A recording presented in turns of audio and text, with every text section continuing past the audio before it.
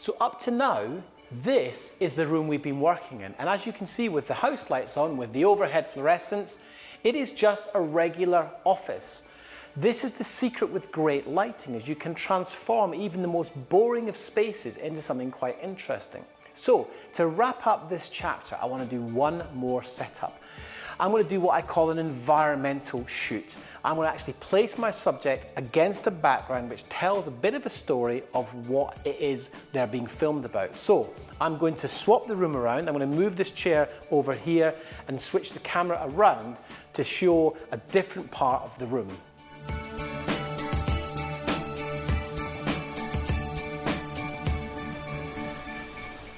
So move this around here,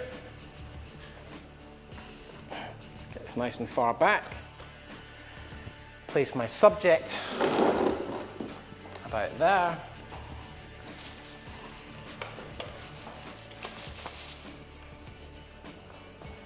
just moving the tripod up a little bit because it's always more flattering, no matter who you're filming, to be shooting slightly down on them rather than slightly looking up.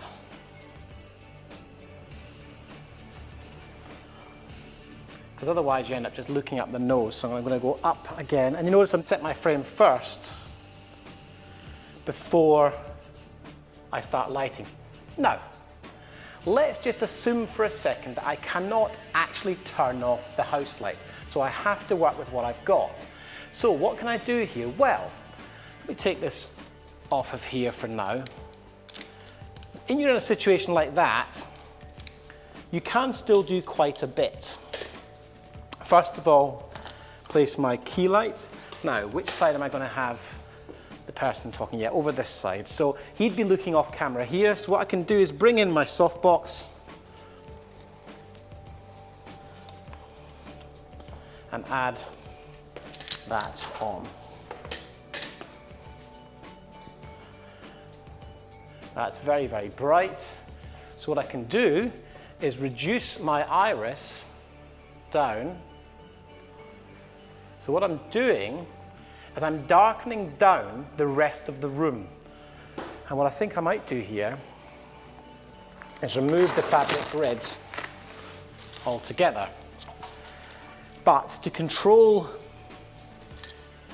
the spill, because what I'm trying to do is overpower the ambient light with my key. So put this onto here.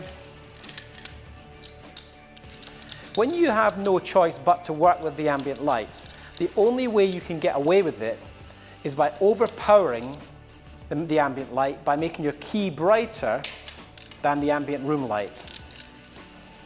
Okay, so that's that.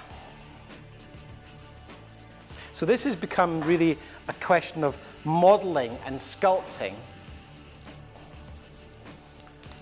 rather than illuminating. We're trying to make Matt stand out in the frame because we can't turn off the ambient lights. So that's just massively envisioned, so I'll just move that back. Unfortunately, when you are doing this, you do have to go back and forward a fair bit because you can only see what you're doing by actually doing it. Move that in just a fraction. Right, so I've now got him nice and bright. I'm going to close down my iris even more so I've got a good exposure on his face. Now what you can see has happened is the ambient light level in the room has dropped, and I'm going to use another light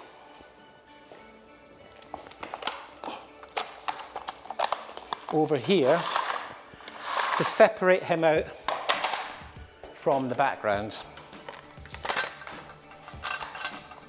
Now what I'm doing is I'm putting the backlight at 180 degrees from the key light.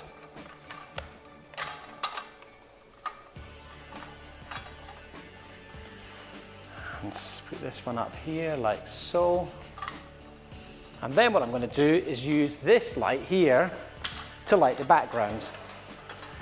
So all I'm doing here is just adding some modeling to try and take away from the overhead lighting that I can't switch off.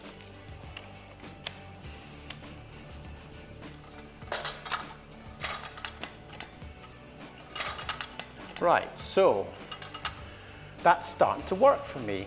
One of the techniques I use is I half close my eyes to look at contrast in the frame and swivel this around, see if I can get a better frame. I mean, I think that's okay, and I'm just seeing my flag. Yeah, get rid of that. Okay, there we go. A quick down and dirty 5-minute setup. So, when you're using lighting in this environment where you cannot actually kill the overhead lights, you get your key in nice and close to the point where you can reduce the exposure coming into the lens using your lens, and you end up with this environmental picture where you can still see Matt is clearly the subject of the frame, but he just pops out of the background a little bit better. So what we've demonstrated here, I think quite effectively, is in a fairly ordinary looking office room, we've created 4 very distinct looking setups using only 4 heads of my dado kit. So hopefully that's been useful for you. You can replicate those setups and hopefully give you some confidence to go and reproduce them yourself in the environments that you work in.